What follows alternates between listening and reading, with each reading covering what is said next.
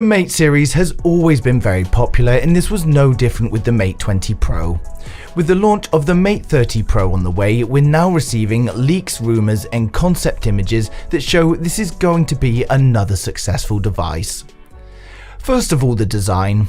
Industry sources have revealed that the Mate 30 Pro is going to be equipped with a 6.71-inch OLED screen that will be manufactured by BOE. It's said that the display will actually be curved on all four sides. Unfortunately, no information has been leaked as to whether or not this will be a full screen display, a notch display or a punch hole camera inside the display. And while we're hoping for 3D face unlock again, it will depend on the selfie camera situation.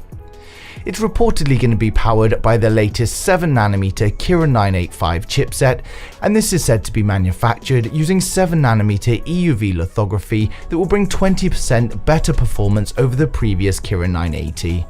It's also going to include the Belong 5000 modem to bring 5G connectivity to the device. There have been rumours suggesting that the device is going to come with 5 rear cameras, but these latest industry sources are now saying 4. While the exact sensors are not known at this time, they're saying that it will include a time-of-flight sensor, and no doubt they will be Leica. It's expected that they're going to retain the square layout as before, one sensor in each corner with an LED flash in the centre.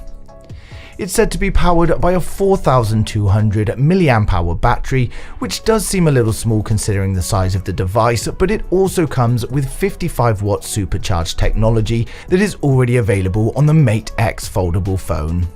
As well as this, it's also going to have 10-watt reverse wireless charge technology. Huawei do seem to be pushing their nano memory card, so we can expect support for expandable storage, and 128GB storage will likely be the minimum variant. With the rest of the market going so high, we could probably expect them to also go up between 6 to 12GB of RAM.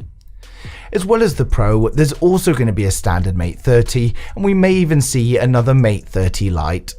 And when it comes to pricing, not much has been revealed as of yet, but the Mate 20 Pro launched at £899, which is $1,150, so we can likely expect to see roughly the same, if not higher.